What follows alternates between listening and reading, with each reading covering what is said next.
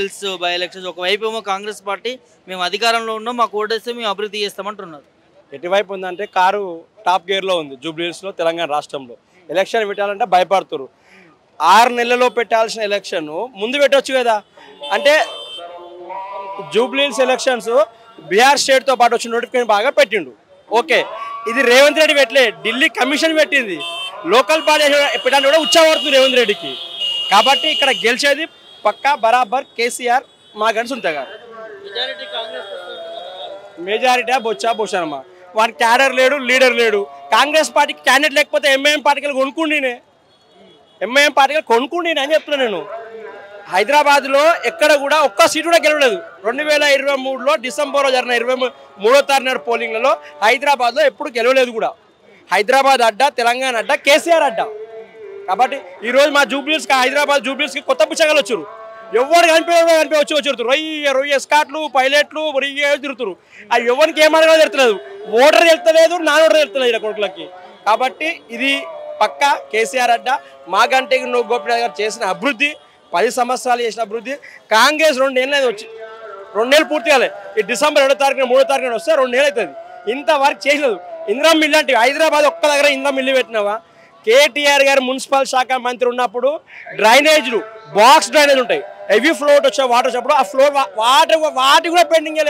5 లక్షలు విడుదల బ్రదర్, 5 లక్షలు కూడా విడుదల నిధులు. ఏ విధంగా ఓటాడుతావు? నవీన్ యాదవ్ ఎవరు లోకలిడా? ఎవరు లోకల్ రాబాయ్? నువ్వు మేము కూడా లోకలే రాబాయ్. ప్రజాస్వామ్యంలో ఎక్కడైనా ఎవరైనా పోటీ చేయొచ్చు. నువ్వు ఉండని, నువ్వు బగాయిస్తా. ఎవరు 14వ తారీఖు నాడు రాసుకో, నవంబర్ 14 నాడు ఈ రాష్ట్రంలో ఉన్న కాంగ్రెస్ పార్టీ మొత్తం బగాయిస్తాం, బరాబర్ బగాయిస్తాం. రేవంత్ రెడ్డి కాదు బగాయిస్తాం. ఇక్కడ మాట్లాడితే కూడా ఫోన్లు చేసి వీడియోలు డిలీట్ చేయించుకుంటున్నారు, ఎవరిని మాట్లాడనియట్లేరు అని చెప్పి కూడా వింటా ఉన్నాం. రౌడీలు కాదన్నా, లీడంటాడు, పని చేస్తాడు, రౌడీ చేస్తాడు, బెదిరిస్తాడు. దొంగ ఒక రౌడీల పాలన. ఇది ప్రజాపాలన. నిజంగా చెప్తున్నా. ఈరోజు జాబ్ క్యాలెండర్ పట్టుకుని అడుగుతున్నాం.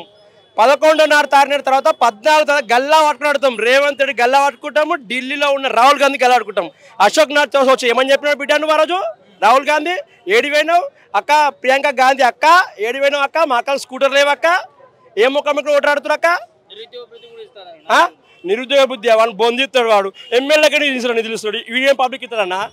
అవుల ముఖ్యమంత్రి ఈ రాష్ట్రం కాదు, ఈ దేశంలో ఒక ముఖ్యమంత్రి ఒక ఉప ఎన్నికల్లో గిన్నిసార్లు పాల్గొన్న ముఖ్యమంత్రి భారతదేశంలో ఉందంటే అది రేవంత్ రెడ్డికి దక్కుతుంది. ఉద్యోగాలు సంవత్సర కాలంలో 70,000 ఇచ్చినట్టుగా నిన్న కూడా అదే ప్రచారం చేస్తున్నాడు. ఎవరిని కుట్టిన సొమ్ము, ఎవరి పిల్లలు, ఎవరిని పాలన ఆయన. నేను ఏమంటున్నా, ఏ జీవో ద్వారా బేసి విడుదల చేసిన జీవో, ఏ నోటిఫికేషన్, ఏ డిపార్ట్మెంట్ వైజ్ నోటిఫికేషన్. నేను ఏమంటున్నా, ఈ లా కాలేజ్ ఉందిరా, లా కాలేజ్ ముందుకు వస్తావా, లేకపోతే పెద్దమ్మ తల్లి గుడి ముందుకు వస్తావా, లేకపోతే జూబ్లీ చెక్ పోస్ట్కి వస్తావా, ఎర్రగడ్డకు వస్తావా? రాబాయి ఎర్రగడ్డ వచ్చి మాట్లాడితే నేను ఎర్ర హాస్పిటల్ని చేంజ్ చేస్తాం రాబాయి. రేవంత్ రెడ్డి ఏ ఉద్యోగం లేదు బాయ్. ముఖ్యమంత్రి ఉద్యోగం వచ్చింది, మమ్మల్ని మోసం చేసిన నిరుద్యోగం వచ్చిన బొడుకుంటాం. మనం ఏమంటారు, బలమూరు వెంకట ఉద్యోగం వచ్చింది, అద్దంకి దగ్గర ఉద్యోగం వచ్చింది, సీతక్కకు వచ్చింది, మన వాళ్ళ భార్య గీతారెడ్డి ఆమెకు వచ్చింది, కొండ సురేఖకు వచ్చింది. కానీ ఆడవాళ్ళకు ఉద్యోగాలు, ఎండ ఉద్యోగాలకు ఉద్యోగాలు రాలేదు. మీకోసం కష్టపడ్డారు కదా వాళ్ళంతా. ఇప్పుడు ఎమ్మెల్సీలు అయిన వాళ్ళంతా నిరుద్యోగుల కోసం పోరాడుతున్నారు. మా కోసం కష్టపడితే మా పైన మా మాటలు ఇన్నుడు కాదు, మమ్మల్ని పట్టుకొని మమ్మల్ని కలవాలి కదన్న. ఎవడు కలవాడు? గన్మ్యాన్లు వచ్చారు, ఇక బాగా అయింది. రేవంత్ రెడ్డి రాసుకో, ఇక్కడ గల్లీ గల్లీ ముడ్డి రాసుకొని తిరుగు, కాళ్ళు బల్పగా తిరుగు. నువ్వు కాళ్ళు మొక్కినా కూడా ఎవరిని కోటారు, చెప్పులతో కొడతారు. బరాబర్ గెలిచేది టీఆర్ఎస్ పార్టీ మాకు ఉంటుంది. కాంగ్రెస్ పార్టీని నమ్ముతున్నారు, గ్యారంటీలు ప్రజలు కాంగ్రెస్ పార్టీ నమ్మిరు. బీఆర్ఎస్ పార్టీ కోటేస్తే పథకాలు రావని రేవంత్ రెడ్డి ప్రచారంలో చెప్తున్నాడు. నేను ఏమంటున్నా, ఆకు రౌడీ, కత్తి రౌడీ, స్ట్రేట్ రౌడీ, గల్లీ రౌడీ బెదిరిస్తుర్రు. ఓడి బెదిరితున్నా అంటే నువ్వు ఓటు అయిపోయినా పని చేస్తావు బాయ్. గల్లా వట్టును అడుగుతాం బిడ్డ, గల్లా వట్టును అడుగుతాం బిడ్డ. మా మహిళలు చైతన్యవంతులు, చెప్పులు గట్టిగా ఉంటాయి, ఓట్లు గట్టిగా ఉంటాయి, దెబ్బలు గట్టిగా ఉంటాయి. రాజుస్తున్నాం 11వ తారీఖు నాడు, 14వ తారీఖు నాడు అని చెప్తున్నా కదా. ఒక్కొక్కరు ఢిల్లీ గుర్తాడు ఇక పదవులు కాపాడుకోవడానికి. 14వ తారీఖు నాడు ఫలితాల తర్వాత వాన్ మంత్రి పదవి పోతుంది, వీని మంత్రి పదవి, వీళ్ళందరూ కలిసి ముఖ్యమంత్రి పదవి పోతుంది. మల్లికార్జున ఖార్గే ముఖ్యమంత్రి పదవి వీకెత్తాడు. ఇది పక్కా చెప్తున్నా. ఆయనే అన్నాడు ఈ పథకాలు అయిపోతాయి అన్నాడు. అంటే ప్రభుత్వం కూలిపోతే ఆయన ఎప్పుడు ఓపెన్గా. అంటే ఈ ప్రభుత్వం గెలిచినా గెలవకపోయినా ఇంకా పథకాలు అభివృద్ధి చేస్తాం, ఇంకా పెంచుతామని చెప్పాలి. స్కీములు చెప్తున్నా కదా, ఏం కాదు, అంత వేస్ట్. నా కొడుకు వేస్ట్ ప్రభుత్వం చెప్తున్నాను. టీఆర్ఎస్ పార్టీకి ఓటేస్తే అభివృద్ధి జరగదు అంటున్నాడు రేవంత్ రెడ్డి. అభివృద్ధి 139 కాన్స్టిట్యూన్సీకి ముఖ్యమంత్రివా, నువ్వు జూబ్లీస్ కాన్స్టిట్యూన్సీకి ముఖ్యమంత్రివా అని అడుగుతున్నాను నేను. 119 ఇదొక నియోజకవర్గం కదా, ఇక్కడ ఎందుకు అభివృద్ధి ఆపుతావు నువ్వు? ఎవరు నువ్వు ఆ పనికి? ఎవరి సొమ్ము ఇది? పబ్లిక్ అంటే ట్యాక్స్ అని చెప్తున్నా, ఇది ప్రజల సొమ్ము అంటున్నా. కేసీఆర్ గారి పరిపాలనలో కాంగ్రెస్ నాయకులకు ఫండ్ ఇవ్వలేదా? బీజేపీ పార్టీ ఫండ్ ఇవ్వలేదా? చర్చకు వస్తావా? దమ్ముట రా అని చెప్తున్నా, అదే చెప్తున్నా. అసెంబ్లీలో చర్చ పెట్టిన చదగా కోట్లకి వేల కోట్లు అప్పులు చేసి ఎవరి కోసం అప్పులు చేసిర్రు? నేను ఒక్క ఎమ్మెల్యే కూడా ఫండ్ లేదు. మా కేసీఆర్ అప్పులు చేసి బరాబర్ అభివృద్ధి చేసి అని చెప్తున్నాను ఈరోజు. ప్రజల మీద భారం కాదన్నా. ఈ రాష్ట్రంలో ముఖ్యంగా కాంగ్రెస్ ప్రభుత్వం వచ్చినాక హార్ట్ పేషెంట్లు ఎక్కువయ్యారు, బిజినెస్ మ్యాన్లకు, ప్రజల కన్నీళ్ళు ఎక్కువైనాయి. ప్రజాపాలన కాదు, కన్నీళ్ళు ఎక్కువైనాయి. ఇందిరమ్మ పాలన కాదు, ఇది దౌర్భాగ్యమైన పాలన, దొంగల పాలన, రాక్షస పాలన. కేసీఆర్ గారి ప్రభుత్వంలో గర్భగుళ్ళు ఉంటే ఎంత అమ్మోరు ముందు ఉంటుంది, ఎంత సంతోషం ఉంటామో అంత బాగుండే. ఈ యొక్క రాక్షస ముందు ఉండేటువంటి భయం ఉంటుంది.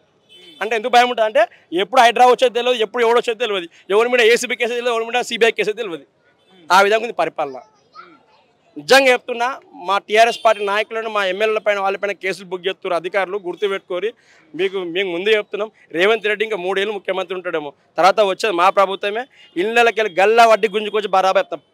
మరీ చెప్తున్నా, పోలీస్ అధికారులకు చెప్తున్నా, ఎవరిని కొడుతూ అడ్డగోలు కేసులు బుక్ చేస్తారు. ముఖ్యమంత్రి నా మీద కూడా కేసులు అయినా 2 రోజులు టాస్క్ ఫోర్సులు కొట్టి నన్ను 24 రోజులు జైల్లో పెట్టిరు. ఎవరు కూడా భయపడలేదు, బరాబర్ అంటున్నా. మా కేటీఆర్ కానీ, మా టీఆర్ఎస్ పార్టీ కానీ ఎవరిని ఏమన్నా పథకాలు అమలు చేయకపోయినా బీఆర్ఎస్ పార్టీ ప్రజాపక్షాన ప్రతిపక్ష పార్టీగా ప్రజల కోసం కొట్లాడుతుంది. ఆనాడు తెలంగాణ కోసం గులాబ్ జామున్ కొట్లాడింది కేటీఆర్ గారి ఆధ్వర్యంలో. రేపు పొద్దున తెలంగాణ మొత్తం రాష్ట్రం అంతా ఉద్యమం మీద ఇస్తాం. ఎవరికేం భయపడలేదు. ఈ రోజు జరిగే చెప్తున్నా ఇప్పుడు కేటీఆర్ వస్తుండు, వాళ్ళకి భయం చుట్టుకుంటుంది. అక్కడ పబ్లిక్ ఆపుతున్నారు, నా పైన ఆపుతున్నారు కాంగ్రెస్ పార్టీ నాయకులు రౌడ్లను పెట్టి. పోవద్దంటారు. ఎవరు రాబోయే పోవద్దానికి మీరు ఎవరు అడిగిన కరెక్ట్. మేము మా హైదరాబాదు, మా అభివృద్ధి కోసం మేము బరాబర్ పని చేసుకుంటాం. అదే బెదిరిస్తున్నారు అన్న, పాండా బోన్ బెదిరిస్తున్నారు, చాయ్ అని బెదిరిస్తున్నారు. రేపు నుంచి కలిసే అడ్డాని కాలేగా కోన డేరా भाई, ఏ గులాబీ అడ్డా హైదరాబాద్, కేసీఆర్ అడ్డా. तू कौन है?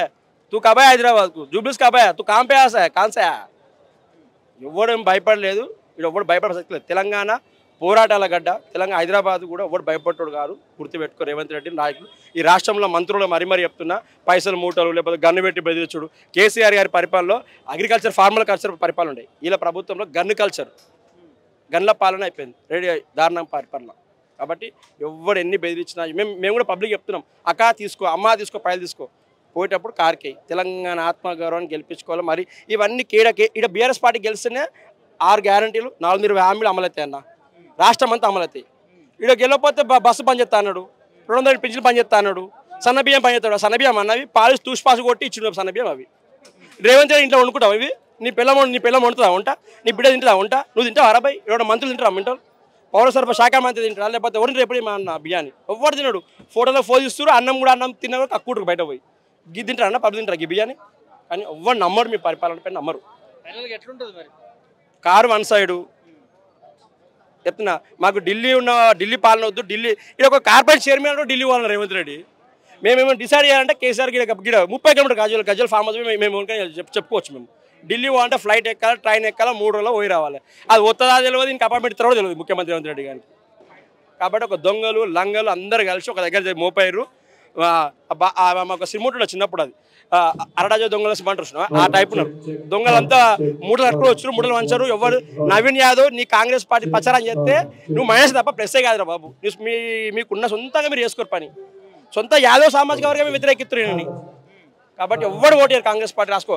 బీజేపీ పార్టీకి డిపాజిట్లే, కాంగ్రెస్ పార్టీ ఆగమవుతుంది, గెలిచేది బీఆర్ఎస్ పార్టీ. మా గడి సొంత ఈ బరాబర్ చెప్తాను. Thank you.